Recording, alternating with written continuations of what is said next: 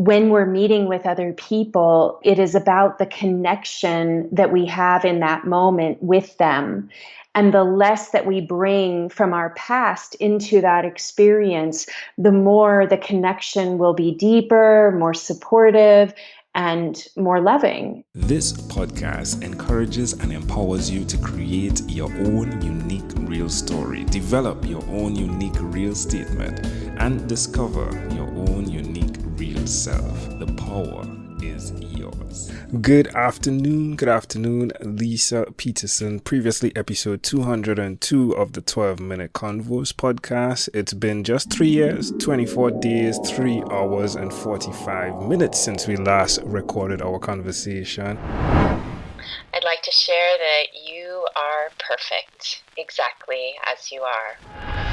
It's a great pleasure to connect with you. That was then. This is now. Leisa Peterson. How are you doing today? I'm very well, thank you. I'm so glad to be here. Yeah, it's such a great pleasure. Starting off, I think a point to note is the way you hold a space for others.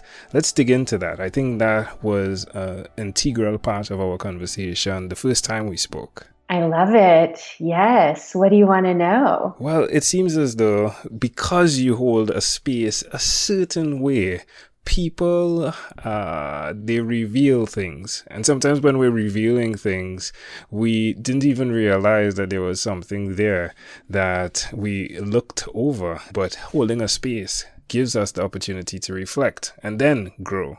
Is that something you do? Yes, most definitely. And the thing that really comes to me when you talk is the importance of when we're meeting with other people, that it is about the connection that we have in that moment with them.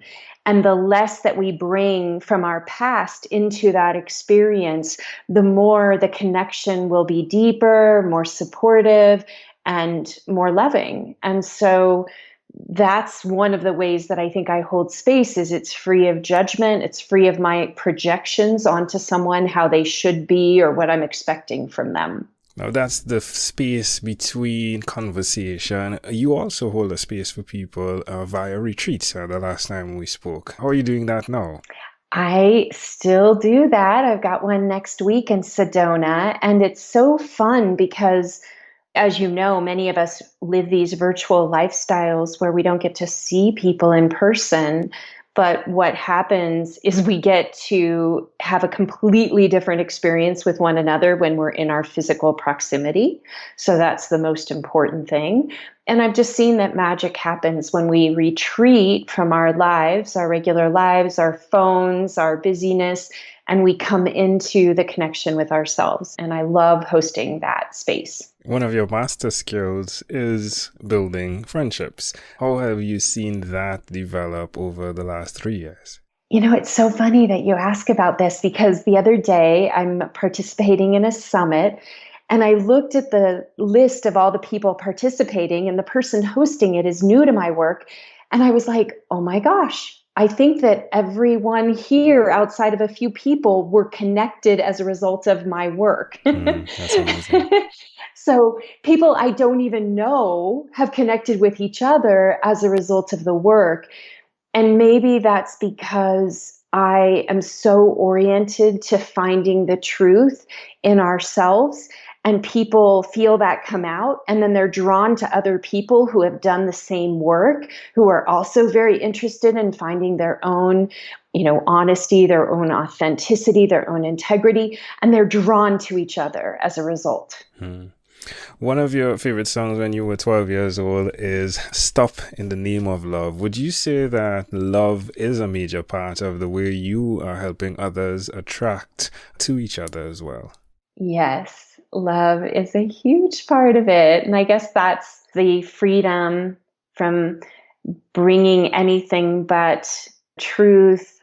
It's so funny because love is one of these things. In my book, I write about love, but it's better told with story than it is just trying to describe it because it's so ethereal, right? I mean, it's in that moment. It's in this moment where you and I are connecting with each other, looking to find things that will be interesting for one another to continue to build off of. That to me is love, and it's happening all around us all the time. I guess it really connects then, the retreat and the concept of stopping in the name of love. It's important, right, that we love ourselves and therefore stop, get disconnected from social media and retreat and have real conversations. It's that important, isn't it? It's so important, and it's not reinforced enough in the lifestyles we've built. Making money is easy to have us take away our attention to these things that are just really, really important, which is slowing down and being mindful and aware of how we feel and what the slightest conversation, what effect it has on, our body. And if we're not practicing those things, I think it's really easy to get disconnected. And so many people feel disconnected and they're not quite sure how to connect back into themselves. So that's where retreat comes in handy. Now, where's the best place for someone that's listening to find out more about the retreats and how you can help them? Yeah, wealthclinic.com is a great place to start. And I have exercises and quizzes and other things that people can do, because all of my work is about self-exploration, becoming more intimate with yourself so that you can become more loving and intimate with the world around you. Definitely, grace is a requirement when we see the two sides of the spectrum, especially the way we traverse the two sides of the spectrum. And I'm specifically talking about social media, right? And the physical space. Grace is needed. Grace is required. How do you use grace and that sense of grace in the midst of everything that you're helping others with? Back to storytelling, I think that is very profound. You bring up social media, and I would say, for the most part, I'm not a big fan of social media, even though I do spend more time than I'd like on it. But what I do notice is that if we can find the stories that allow us to connect with one another, we, in that moment of reading the story and feeling into the story, we feel a sense of grace. And I don't feel grace in many situations when I'm tuning into social media. I as well. So yeah, that brings us back maybe. Writing the stories, reading other people's stories, like I do enjoy that a lot. Now, there are two little ones, not so little, but offsprings, right? Your son and your daughter. When we spoke, 11 and 19, so that puts like 14 and 22. How have what you've been doing affected them? It's so fun. My son is just starting high school, and funny thing for him is he's so awake. He's so understanding of his own feelings and experiences in life. He basically says to me, Mom, kids at this age in high school are not very mature, and I don't really connect with them. And I'm not going to just go make friends with people because that's what I'm supposed to do. I would rather be on my own in my own space than to make choices of being with people that don't feel good to be with. So that's my son incorporating this work into his own life and his own words. And my daughter just graduated from college, debt-free, which is a big deal in the United States. It is a big thing. I think it's becoming a global thing now. So again, congratulations. I know you had a foundation of being a certified financial planner. And when I listened, I said, I wonder if it's a Dave Ramsey related concept, right? Did he influence some of what you do as well? Not really. Okay. All my life, I've been very conscientious about money, which is what brought me to wanting to explore the intersection of money and spirituality, and how do we eliminate money stress or reduce money stress in our lives. Because even though I had a lot of money and I was good with money, I still stressed about it. And so interesting enough, my daughter now is beginning her adulthood, and she wants to go back to school to become a physician's assistant. But right now, she's just getting the prerequisites and the hours in and taking very low paying jobs to get the accreditation to be able to apply to school. And watching her go through the choices that she's making is so inspiring. And it's a foundation of the fact that we have always been pretty darn responsible in our home with money.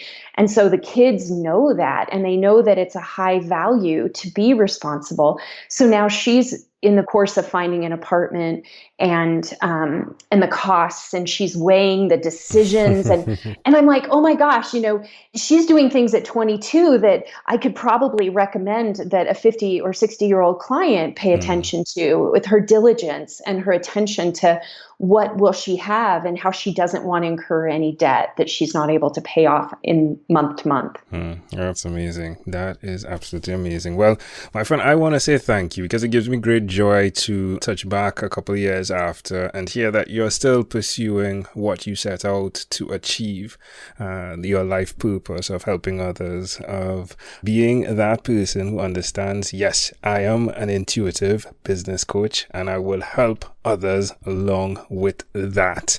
I appreciate this opportunity. In closing, I'd like to know, when you look back from now to then, are there any regrets? It's not even a regret. I've spent 3 years writing a book. And, when you go into the writing phase, it's kind of like going into a meditation cave for 3 years. So the thing that I'm sort of recovering from now is just accepting that it's okay that my business has not, gone maybe where other people's businesses have gone in that time frame, because I made a choice that I wanted to devote my attention to creating work that would last for 20, 30, 40 years. And this is what it took, even if it meant that I didn't necessarily grow, in bottom line numbers and that sort of thing. That's wonderful. I appreciate you sharing that, my friend. Is there anything else you'd like to share with our amazing audience? And just how much I appreciate what you do, and how inspired I am, and how I want to turn the tables and have you come on my podcast next. Yeah, sounds like fun. I'll definitely be welcoming that opportunity. Again, it's such a great pleasure, Leisa. Thank you, my friend, for being on What is Inspired by 12-Minute Convos with Angel Jones. This podcast is produced by Pod Edits. Visit podedits.com for professional podcast publishing.